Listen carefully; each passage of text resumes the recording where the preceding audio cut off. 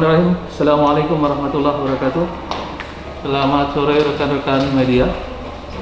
Pada sore hari ini akan diumumkan perkembangan COVID-19 di Provinsi Sumatera Selatan. Jumlah ODP 3.930 orang. Jumlah ODP selesai pemantauan 2.272 orang.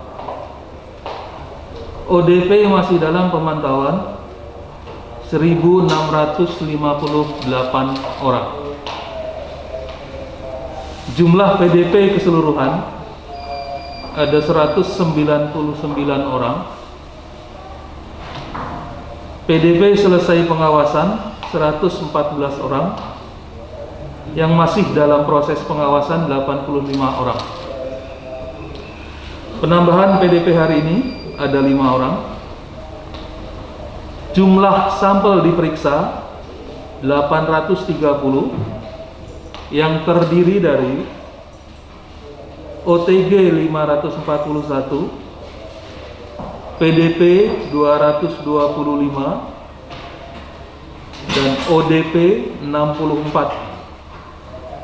Jumlah sampel positif 150, jumlah sampel negatif 167, yang masih dalam proses pemeriksaan 513 sampel. Jumlah kasus konfirmasi baru COVID-19 per 30 April sebanyak 6 orang. Dimulai dari kasus 145 sampai kasus 150. Domisili 3 orang Palembang dan 3 orang di Lubuk Linggau. Dengan status kasus lokal.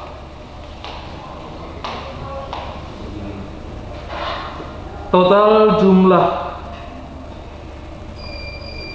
kematian ada 4 orang sampai saat ini,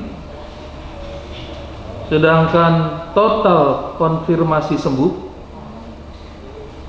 ada 23 orang,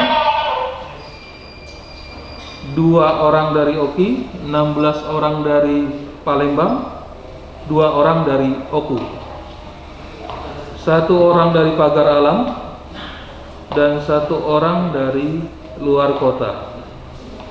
Kasus sembuh per 30 April ada 1 orang.